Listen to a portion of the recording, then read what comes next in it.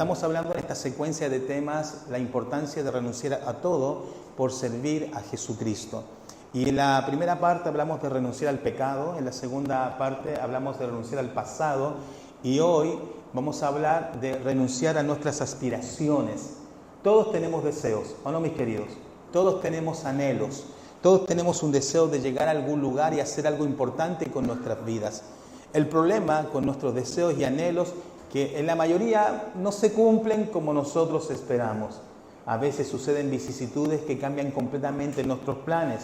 En el caso nuestro tuvimos que abandonar nuestra casa, nuestra iglesia, nuestro ministerio, dejarlo todo, llegar a mi país siendo chileno y que la gente, como dije en el culto anterior, por mi forma de hablar, por mi forma de ser, me digan, ándate a tu país, y yo decir, ¿cuál es mi país? De pronto tú estás pensando, sí, mi vida no es perfecta, he vivido traspié tras traspié, situación tras situación. En mi caso personal, cuando decían del Señor Jesucristo blasfemias, yo siempre lo decía como un sentido de una predicación de que el Señor hablaban cosas malas de Él. En mi caso personal, cuando empecé a vivir el ataque directo de que digan que soy ladrón, mentiroso, estafador, yo le decía a mi esposa, yo no aguanto más.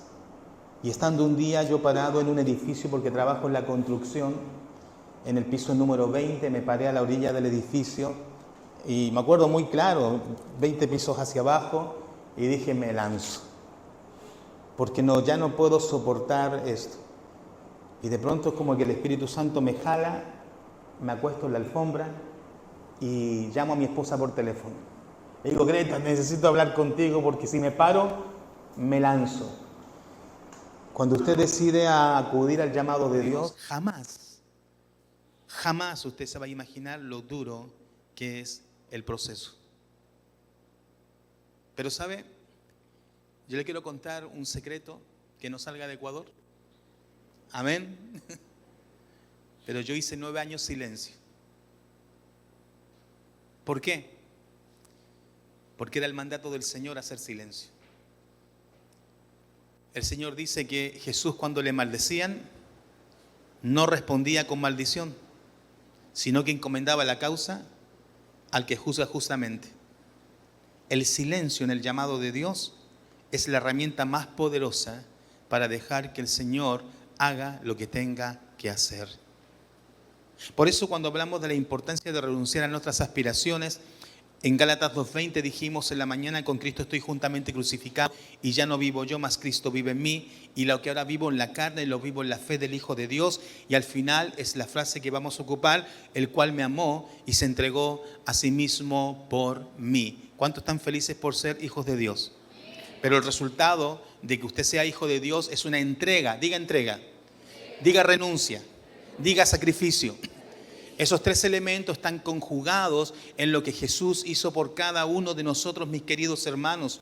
Decidir servir a Dios no es un mundo de fantasía, no es Disney World, bajo ninguna circunstancia es un paseo por una pradera pensando que esto es fácil. Entregar nuestras vidas a Jesucristo para el servicio conlleva declarar las palabras del Señor Jesús cuando Él dijo, el que quiera ser mi discípulo, tome su cruz, ¿qué dice el texto? Cada día y sígame, cada día y sígame. Nosotros pensamos que la cruz tiene que ver con nuestros problemas. No, mis queridos. La cruz tiene que ver con situaciones familiares, bajo ninguna circunstancia. Cuando la Biblia dice tomar la cruz, el contexto de tomar la cruz es el precio que se paga por servir a Cristo Jesús. Y eso, mis queridos, no es fácil. Eso bajo ninguna circunstancia es algo fácil de llevar, porque llevar la cruz de Cristo implica el rechazo, la ignominia de la vida, la persecución de personas que no entienden cómo funciona el mundo espiritual. Estaba convencido de que tenía bien perfecta esta predicación. Y de verdad la he revisado y la he modificado 3-4 veces. Porque cada vez que iba al texto bíblico, el Señor me hablaba una vez más de lo que tenía que decir. Y Dios me dio Filipenses capítulo 3, versículo 7, donde dice Pablo: pero cuántas cosas eran para mí ganancia, las he estimado como pérdida por amor de Cristo. Pero no dice por amor a Cristo. El artículo no define a Cristo como el agente total, sino como la esencia de todo. ¿Qué quiere decir el texto bíblico? No quiere decir que yo amo a Cristo, sino que la imagen del amor de Cristo es lo que yo debo imitar. ¿Me explico, mis queridos hermanos? En otras palabras, si dice el texto por amor de Cristo, la pregunta no es cómo yo amo a Cristo, sino cómo es el amor de Cristo. Y el amor de Cristo es sacrificial, es una entrega constante. El amor de Cristo es una renuncia, es estar parado ante Pilato, al lado de un Barrabás, y escuchando a tu pueblo, a tu gente, decir: crucifíquenle, crucifíquenle, crucifíquenle. En otras palabras, el amor de Cristo es un estilo de vida que fue puesto hace 2000 años atrás como la imagen, como el modelo perfecto para que cada uno de nosotros imite ese modelo. Y le quiero hacer una pregunta: ¿puede alguno de nosotros en este lugar, en esta mañana, tener la osadía, la valentía de ponerse de pie y decir: yo ya he sufrido como Cristo? La respuesta, mis queridos, es no. Pero tenemos una autocomplacencia, un autoplacer, pensando que nosotros hemos sufrido lo suficiente. Jamás de los jamases podremos sufrir como Cristo. Por esa razón el texto 8 dice en el capítulo 3: y ciertamente aún estimo todas las cosas como pérdida, por la excelencia del conocimiento de Cristo Jesús. Y aquí hay un problema. Porque si hablamos del conocimiento de Cristo Jesús y la entrega a Cristo Jesús, usted y yo tenemos que hacernos una pregunta: ¿cuánto conozco de Cristo Jesús? ¿Qué significa conocer la persona de Cristo Jesús? ¿Usted ha visto las cristofanías del Antiguo Testamento? ¿Cuántos tipos de Cristo hay en el Antiguo Testamento? ¿Cuáles son los nombres que tiene Dios, como Elohim, El Shaddai, Adonai, El Roy, Jehová Jireh, Jehová Macrabesh? A mí uno de mis favoritos es El Roy, porque significa el Dios que me ve. Entonces, cuando usted entiende el conocimiento de Cristo, usted puede entender la profundidad del llamado. Amén, iglesia. Y Cristo Jesús no es el que está ahí puesto en una pared, en un crucifijo, bajo ninguna circunstancia. Cuando usted conoce a Cristo Jesús, usted va a entender las palabras. Porque cuando estaban los fariseos hablando con Jesús, Jesucristo le dijo a los fariseos: antes que Abraham fuese, yo soy. Y al declarar el yo soy, los fariseos, como eran estudiosos del Antiguo Testamento, sabían por la interpretación bíblica que la referencia de Jesús estaba acogida en Éxodo capítulo 3, cuando Dios le hace el llamado a Moisés. Y cuando Moisés dice: Señor, pero cuando yo vaya a rescatar a tu pueblo, ¿recuerda el texto? Le dice: ¿quién me envía? ¿De parte de quién voy? ¿Y qué le dijo el Señor en su providencia? Diles: yo soy el que soy. Por esa razón los fariseos quisieron apedrear a Jesús. Y Jesús les pregunta, les dice: muchas buenas obras yo he hecho con ustedes, ¿por cuál de ellas me queréis apedrear? Y los fariseos respondieron: por ninguna buena obra, sino porque tú, siendo hombre, te haces Dios. ¿Cómo los fariseos llegaron a esta conclusión? Porque él dijo: yo soy. Amén, iglesia. Entonces, cuando uno tiene un llamado de parte de Dios, es imposible acudir a un llamado puro y verdadero sin conocer verdaderamente quién es la persona de Jesucristo. Aquí el apóstol Pablo dice: mi Señor, por amor del cual lo he perdido todo y lo tengo por basura para ganar a Cristo. Llegamos a Chile hace 9 años atrás. Estábamos hospedados en la casa de mi hermano, pero él me cedió una habitación. Y por 2 meses vivimos en una habitación. No teníamos nada. Lo habíamos perdido todo con mi esposa. No entendíamos absolutamente nada. Pero llegó el momento que teníamos que dejar la casa de mi hermano y yo no tenía trabajo, no tenía iglesia, no sabía qué hacer. Mi vida estaba totalmente confundida frente a los ataques de Satanás, pero era necesario trabajar. Y yo conté en la mañana que yo reparo tinas, yo hago reparación de tinas en los baños de los edificios nuevos. Así que armé mi maletita de materiales de trabajo. Santiago tiene más de 7 millones de habitantes y tiene muchos edificios. Si usted ha ido a Santiago, Santiago está lleno de edificios. Y dije, Señor, ¿qué hago? ¿Dónde trabajo? Yo no sé qué hacer. Yo llevo siendo pastor 16 años y aunque la iglesia solo me pagó 3 años de sueldo, porque en Ecuador yo trabajé 16 años, 13 trabajé voluntario. 3 años solamente recibí sueldo, pero yo dije, Señor, no sé qué hacer en mi país. Agarré esa maletita de trabajo, mi querido hermano, y me fui a buscar trabajo. Dije, Señor, tú me tienes que guiar. ¿Cuántos creen en la guía de Dios? Llegué a un lugar llamado Gran Avenida, aún me acuerdo, comuna de San Miguel, y fuera de un edificio había un abuelito parado, un hombre de unos 72 años.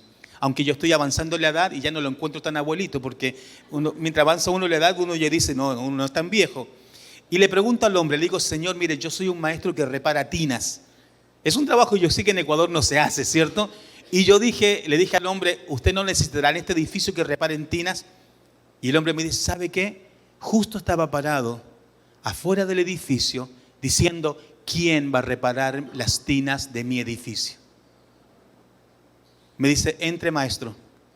Reparé todas las tinas, trabajé algunos días en ese edificio, pero todas las facturas en Chile las pagan a 30 días. Yo necesitaba salir de la casa de mi hermano. No teníamos muebles, no teníamos camas, no teníamos nada. Termino el trabajo, el hombre me hace entrar a su oficina, don Edgardo Figueroa. Me dice, don Javier, hay algo en usted que me obliga a pagarle su trabajo de inmediato. Hizo el cheque, me entrega el cheque, ¿te acuerdas, Greta? Lo cobro y le digo a mi esposa, arrendemos una casa. ¿Y sabe qué? Yo estoy convencido que perderlo todo no implica vivir en miseria. Perderlo todo implica creer que aunque Dios te quita todo, Dios nunca te va a abandonar. Nunca te va a dejar. Amén, iglesia. Ahora, cuando Dios nos hace un llamado, Él no se queda esperando nuestra indecisión. El llamado pasa. No creas que Dios tiene que estar esperándote bajo ninguna circunstancia. En el llamado no hay tiempo ni edad. ¿Cuántos dicen amén? Dios puede llamar a alguien a una edad muy jovencita. A mí me llamó a los 12, 15 años. 12 años para conocer a Jesús, 15 años para un llamado pastoral, para un llamado misionero. Y hay personas aquí que pueden ser llamadas a los 60, 65 años. No hay edad para el llamado. Hay un video, hermano querido, que se llama el video de Nuevas Tribus. El Ministerio de Nuevas Tribus tiene un libro grueso de alcance misionero mundial. El autor de ese trabajo misionero, Dios lo llamó sobre los 50 años, sobre los 55 años, a hacer un trabajo misionero. Cuando lo presentó en su iglesia, la iglesia y la agencia le dijeron, tú estás muy viejo, ese trabajo es para los jóvenes. Mas Nuevas Tribus dijo, él no está viejo. Lo mandaron como misionero a Guinea Papúa. Y en Guinea Papúa, mis queridos hermanos, predicó el evangelio. Se convirtió la tribu completa. Esa tribu fundó más iglesias y conquistaron toda la zona con el evangelio de Jesucristo. Y cuando usted ve el video se emociona porque lo primero que sale en el video es gente diciendo, tú estás muy viejo. No hay edad. Si Dios te llama para algo, Dios te capacita. Por esa razón, Mateo capítulo 4, verso 19 dice, y les dijo, venid en pos de mí, y os haré pescadores de hombres. Ellos entonces, dejando al instante, ¿a qué momento? Al instante las redes le siguieron. Pasando de allí, vio a otros 2 hermanos, Jacobo, hijo de Zebedeo, y Juan su hermano. Y en la barca con Zebedeo su padre, que remendaban sus redes, y los llamó. Y ellos, dejando al instante la barca y a su padre, le siguieron. Lo mismo pasa en Mateo capítulo 9, verso 9, cuando Dios llama a Mateo. Dice, pasando Jesús de allí, vio a un hombre llamado Mateo, que estaba sentado en el banco de los tributos públicos. Este hombre tenía dinero y le dijo, sígueme. Y se levantó, ¿y qué dice la escritura? Y le siguió. Hermano querido, yo no sé en qué momento Dios te haga un llamado. Yo no sé en qué momento Dios a tu vida le entregue un llamado, pero una cosa yo sé, Dios no te va a esperar. El Señor, si te hace un llamado, cualquiera que sea, cumple con ese llamado, aunque el camino sea muy difícil. Quiero hacer un pequeño paréntesis. ¿Se acuerda que la Biblia dice, raíz de todos los males es el amor al dinero? ¿Lo recuerda o no? Y mucha gente dijo de mí que yo era un ladrón. Y un día un amigo me dice, Javier, pero ¿cómo te creo? Si toda la gente dice que tú estafaste a la gente. Le dije, créeme con la Biblia. Porque la Biblia es el poder y la autoridad del creyente. Y me dijo, ¿y con cuál versículo? Con 2 Timoteo capítulo 6, donde dice, raíz de todos los males es el amor al dinero. No te entiendo, me dijo. Sencillo. El amor al dinero es una raíz. Y todos sus males se ven en los frutos. Y aquí te sienta mi esposa y mis 2 bellos hijos que han sufrido, pero me dicen todos los días, nosotros confiamos en ti. Un pastor le dijo a mi esposa, abandónalo, ese hombre no te conviene. Un hombre manchado a una mujer no le conviene. Mi esposa dijo, usted no lo conoce. Usted no sabe cuántas rodillas dobla mi esposo, no sabe cuántas madrugadas ora, no sabe cuántos ayunos hace. Usted no conoce a mi esposo. La perdedora sería yo si lo abandono. Obvio, un papichurri.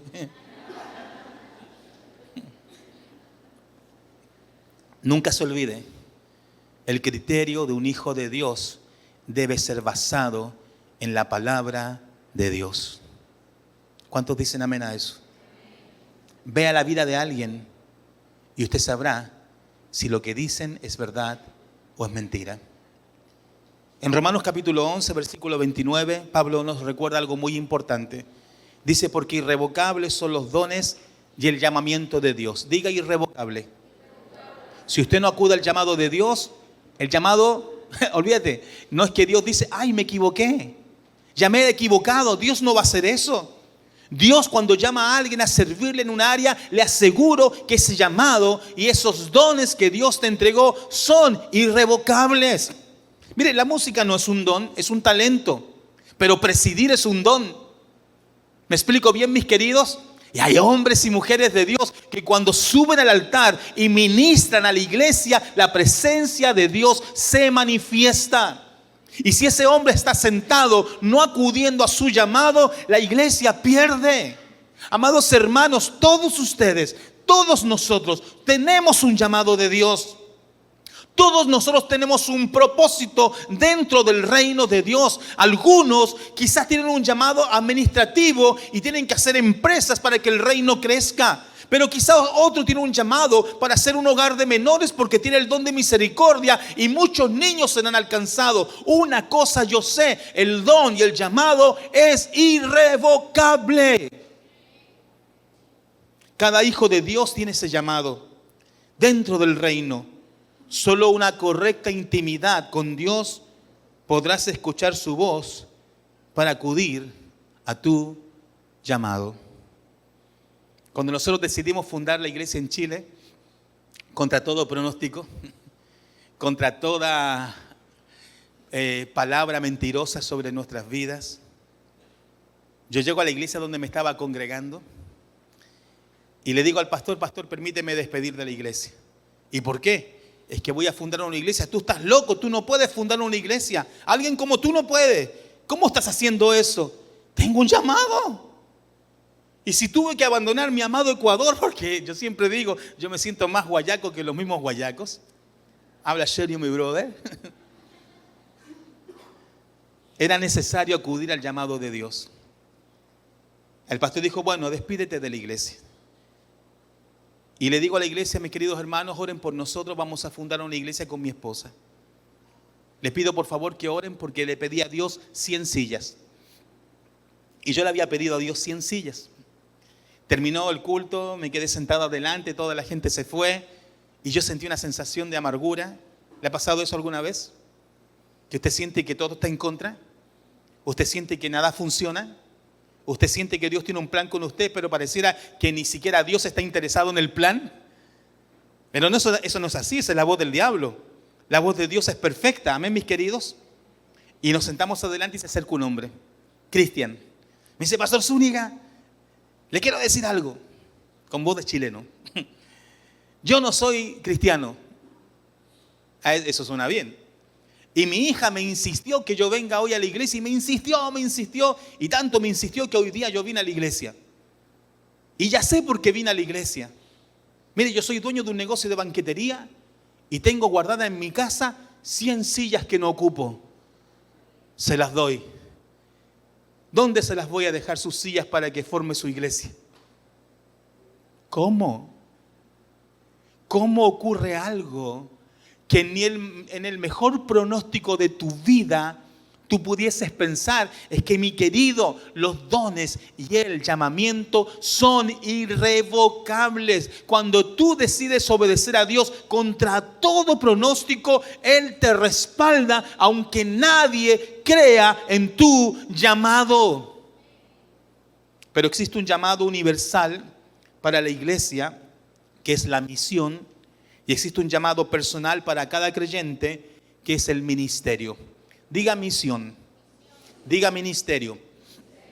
Hay una diferencia entre estos dos, mis queridos hermanos, porque la misión es universal, el ministerio es personal y local.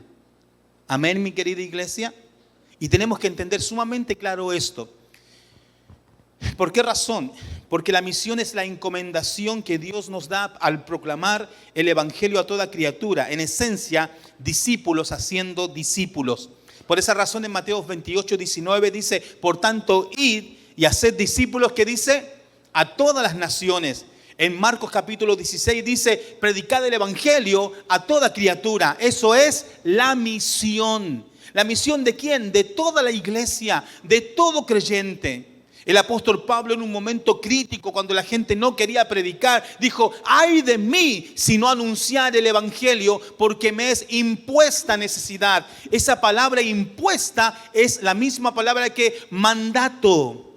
O sea, es un mandato necesario que todo creyente debe cumplir. Tengo más de 35 años en el evangelio. Yo comencé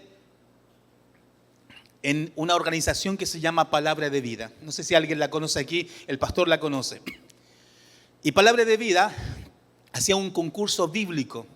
Nosotros íbamos los miércoles y los viernes al Instituto Teológico y hacían un concurso bíblico. Y el concurso bíblico era que el que ganaba tenía un viaje gratis a Argentina a conocer el seminario. Y yo, que me quería ganar el concurso, yo quería ir a Argentina, y a mis 15 años participaba todos los miércoles y los viernes en ese concurso. ¿Qué contenía el concurso? Cosas elementales. Una pregunta era, ¿hizo su devocional toda la semana? Había que colocar la verdad. Y yo respondía sí, porque hacía mi devocional. A veces no cumplía. Pero otra pregunta es, ¿cuántas almas ganó? Y esa era la pregunta que era clave para ganarse el concurso. Entonces yo tenía un amigo llamado Claudio, otro amigo llamado Cristian, otro amigo llamado Francisco, otro amigo llamado Marcelo, y todos queríamos ganarnos el pasaje a Argentina. Así que llegaban los miércoles y Marcelo me decía, ¿cómo te fue? Le dije, 10 almas. Él me decía, yo gané 15. Oh, dice, no puede ser, eso me mata. Llegaba Francisco, decía, yo 128. ¿Qué?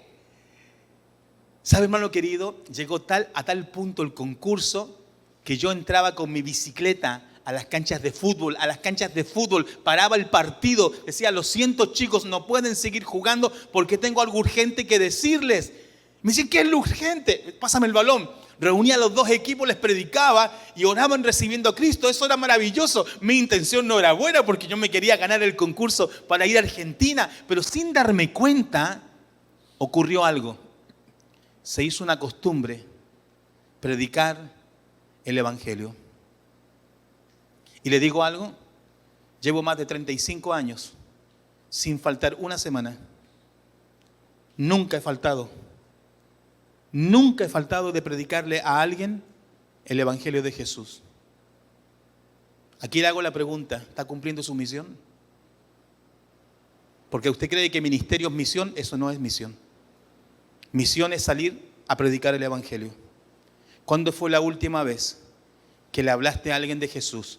Si recibe o no recibe a Cristo, es obra del Espíritu Santo, amén. Es una obra del Espíritu Santo, porque Dios produce el querer como el hacer por su buena voluntad. Pero ¿cuándo fue la última vez que alguien recibió a Jesús contigo? ¿Cuándo fue la última vez que alguien entregó su vida a Jesús contigo? Mi esposa es testigo. Cada vez que a mi WhatsApp, que a mi Facebook llegaba un mensaje diciéndome cosas horrendas en Chile, yo le decía a Greta, ¿sabes qué? Voy a la calle a predicar el Evangelio. Y yo iba amargado a predicar el Evangelio porque alguien decía algo muy malo de mí. Le predicaba a alguien, la persona recibía a Jesús y a mi corazón volvía el gozo de la salvación. Mi querido, he descubierto un secreto que se lo digo. ¿Quiere sanidad? Predique el Evangelio. Porque cuando usted ve que alguien pasa de muerte a vida, cuando alguien recibe a Jesús contigo, cuando alguien te dice, gracias por darme al Salvador, eso transforma tu vida. El domingo pasado fuimos a predicar a la iglesia del pastor Nelson. Y cuando estaba por predicar, el pastor me presenta y dice, quiero que sepan algo. Él es el pastor que me ganó para Cristo. Y yo no sabía. Yo estaba convencido que Nelson había llegado de otra iglesia. Gracias a él yo llegué a Jesús y yo no sabía. Hace unos años atrás me invitaron a una iglesia, a una encomendación de un pastor, Isaac. Y estaba en la encomendación y Isaac dice, estoy feliz porque aquí está mi padre espiritual. Y yo miraba para todos lados, Pastor Javier, usted me llevó a Cristo. Yo no sabía que esa persona había recibido a Jesús con mi persona, con mi vida. Yo era el instrumento que Dios usaba. La sensación que tú tienes por predicar el Evangelio es grandiosa. Y en uno de esos eventos, cuando estábamos en el concurso bíblico, yo iba perdiendo. De hecho, perdí el concurso.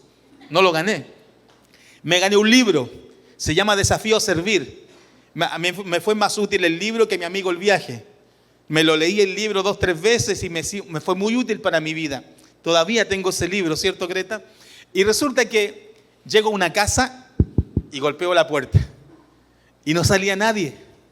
Y dije, me voy. Y dije, pero el concurso. De verdad, en ese momento yo estaba pensando en el concurso, así que golpeé de nuevo la puerta. Insistí, hasta que sale una señora. Bueno, en ese tiempo era señora, hoy día yo la pienso que es jovencita, ¿ya? Porque ya tengo más de 50 años, ¿cierto? Le predico el Evangelio. La mujer recibe a Jesús y eso cambió mi vida para siempre. Porque cuando yo me iba, yo tenía un cuadernito, anotaba las almas, las anotaba, un alma más y la anotaba. Me voy yendo y la mujer me llama, joven, un segundito, ¿sabe por qué no le abría la puerta? No, dígame, porque estaba con la soga al cuello a punto de suicidarme. Y usted insistió tanto que dije, algo querrá Dios. Y ahora que me entregó a Cristo, entendí que Dios salvó mi vida. ¿Sabes qué es estar en un momento crítico de alguien? Y que Dios te use para que esa persona tenga vida eterna. Toda la psicología, toda la psiquiatría, todos los libros de motivación, ninguno. No lea quién me robó mi queso o la culpa es de la vaca, no le sirve. Lo único que le sirve para esto es la sangre de Cristo Jesús que puede transformar a la gente. Nuestro mensaje no es psicológicamente correcto, es bíblicamente transformador. En otras palabras, mis queridos, no hay nadie en este mundo, que sea alguien imposible. Jesús puede transformar a quien sea. ¿Recuerda la ventana 1040, mis queridos hermanos? A los que estuvieron en la mañana. La ventana 1040 es un lugar donde viven 3.300 más o menos millones de personas. De esa gente, 1.300 nunca han escuchado ni siquiera una vez el nombre de Jesús. Pero en esta ventana hay un país que es Irán. Aquí está. Este país es uno de los países más difíciles para predicar el evangelio. Y tengo un amigo que es traficante de Biblias. Él, traficante, algunos son de droga, él es de Biblias. Y él lleva Biblias a Irán. Y él me contaba que en uno de sus viajes, él llevaba una maleta llena de Biblias y las tenían que pasar por el detector, y si te atrapan con Biblias son mínimo 8 años de cárcel. De pronto pasa la maleta, me contaba mi amigo, y la maleta cuando pasa, el policía lo llama. Y él dijo, me soné, me fui a la cárcel. No es como acá. Allá literalmente es a morir, mis queridos hermanos. El policía abre la maleta. Mi amigo ve, casi se me sale el nombre, no puedo decir el nombre porque es prohibido, esto se graba. Mi amigo ve la maleta llena de Biblias, hermano, llena de Biblias. Y el policía le dice, ¿por qué traes una maleta vacía? Y él miraba la maleta llena de Biblias. Y el policía, dime, ¿para qué traes una maleta vacía? No tiene sentido, ándate. Dice él, mi amigo me dice que él cerró la maleta y agarró con fuerza la maleta para caminar con la maleta vacía, que no estaba vacía, y la llevó a repartir Biblias. Curiosamente, escúcheme, había una persona, él no sabía dónde las tenía que entregar. Él no sabía a quién se las tenía que dar. Solo sabía que tenía que entrar a Irán y Dios le iba a guiar. Cuando llegó a un lugar, dobló por una cuadra, llegó a otra cuadra, golpeó una puerta sin saber. Adentro había un hombre y cuando abrió le dijo, ¿usted me trae las Biblias? ¿Entiende la guía del Espíritu? Resultado final, ese hombre repartió las Biblias. Pero ese hombre murió. Lo mataron. ¿Sabe? La misión es predicar el evangelio en todo el mundo. La misión es ganar un alma a cada uno de nosotros. ¿Cuándo fue la última vez que tú ganaste un alma? Quizás estás tan amargado, quizás los problemas te han sucumbido y por eso no predicas el evangelio. ¿Quieres sanidad? Predica el evangelio. ¿Quieres libertad? Predica el evangelio. Porque el evangelio es poder de Dios para salvación al judío primeramente y también al griego. Y Pablo decía en Romanos 1:16, porque no me avergüenzo del evangelio, porque es poder de Dios para salvación a todo aquel que cree. El ministerio es el lugar que Dios me designó dentro de mi iglesia local. Es el lugar donde yo ocupo los dones que Dios me entregó. Y esta es la iglesia. Dios le colocó aquí para servir en un ministerio. Pastor, me quiero involucrar. Involúcrese. Mientras más personas se involucren, más crece la iglesia. Pero aquí le quiero dar un consejo desde mi experiencia. Nunca desee el puesto del pastor, porque no es su llamado. Si Dios te llama a ser pastor, anda y funda tu propia iglesia. Si tienes el respaldo de Dios, Dios te va a dar todo el respaldo. Pero no intente ocupar el lugar de otro. No intente ocupar el lugar de alguien que no le corresponde. Pablo decía en 1 Corintios 12:14, además el cuerpo no es solo un miembro, sino muchos. Si dijera el pie, porque no soy de la mano, no soy del cuerpo, por eso no será del cuerpo. Y si dijera la oreja, porque no soy ojo, no soy del cuerpo, por eso no será del cuerpo. Si todo el cuerpo fuese ojo, ¿dónde estaría el oído? Si todo fuese oído, ¿dónde estaría el olfato? Mas ahora Dios ha colocado los miembros, cada uno de ellos, en el cuerpo. Usted fue colocado en el cuerpo de Cristo. ¿Cuántos dicen amén? Como Él quiso. Porque si todos fuesen un solo miembro, ¿dónde estaría el cuerpo? Pero ahora son muchos los miembros, pero el cuerpo es uno solo. Hermano amado, entienda esto. Somos el cuerpo de Cristo. ¿Cuántos dicen amén? Y usted tiene una función, una labor, un propósito. Desde el momento que tú recibiste a Jesús como tu Salvador, Dios te hizo un llamado. El hecho de que no lo sepas aún no significa que tú no tengas un lugar dentro del cuerpo de Cristo. ¿Cuál es? Yo no lo sé. Pero una cosa yo sé, es grandioso, maravilloso, porque mi Dios nunca se equivoca.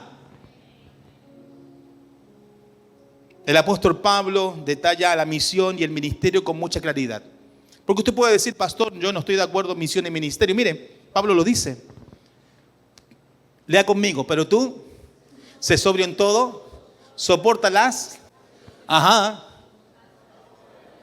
¿Qué dice? ¿A sobra de qué? ¿Qué es eso, mis queridos? Misión. Y después dice, cumple. ¿Dónde lo cumple? En su iglesia. O a través de su iglesia. Amén, mis queridos. Pero curiosamente Pablo detalla que antes de hacer todo, soporte ¿qué cosa? Las aflicciones. Jesús dijo, en el mundo tendréis aflicción, pero confiad, yo he vencido al mundo. ¿Sabe? Yo soy un hombre convencido que el plan de Dios para su iglesia es evangelizar y discipular. El plan de Dios para su iglesia es que el mundo conozca a Jesús como su Señor y Salvador. ¿Por qué Cristo es tan perseguido en el mundo? ¿Por qué Cristo es tan rechazado en el mundo? Déjeme decirle esto, si nosotros estuviésemos en Irán, ¿podríamos hacer este culto? ¿Podría yo predicar como estoy predicando? ¿Podríamos alabar a Dios como lo alabamos el día de hoy? No se puede. Tenemos una libertad que otras naciones no tienen. Tenemos una libertad que otros cristianos no tienen. Pero seguimos preocupados de cosas que no debemos. Y la razón es porque no estamos predicando el evangelio. La razón es porque no estamos haciendo el ministerio que Dios nos llamó a hacer. Cada uno de nosotros debe preguntarse, Señor, ¿qué quieres que yo haga? Un médico me dijo, pastor, es que yo soy médico, no tengo tiempo. ¿Cómo que no tienes tiempo? ¿Qué te parece si hacemos una cosa? Que le decimos a la iglesia que al final del culto, cada persona que necesita atención, tú los atiendas. Se fregó. El Esteban, todos los domingos alguien necesita atención. Ya tiene un ministerio. Y ahora tiene un proyecto de hacer una fundación, una clínica de atención a bajo recurso para que la gente que no tiene recursos sea atendida en la iglesia para gloria de Dios. ¿Cuándo lo vamos a hacer? No sé, no tenemos la plata, pero tenemos el sueño. Y lo maravilloso de esto, mi querido, que todos nosotros podemos. Usted es una costurera, haga ropa para la gloria de Dios. Mi querido hermano, todos podemos. Todos tenemos las capacidades entregadas por el Espíritu Santo para cumplir nuestro llamado. Sane su corazón, libérese del pasado, viva para Cristo porque Cristo viene pronto. Quiero concluir diciendo dos cosas. La primera, que me pasé 2 minutos. La primera, si usted no acude a su llamado, Dios no te va a seguir esperando. El día es hoy. La segunda, no tengas miedo. Cristo Jesús, si te llama, te capacita. Amén, mis queridos.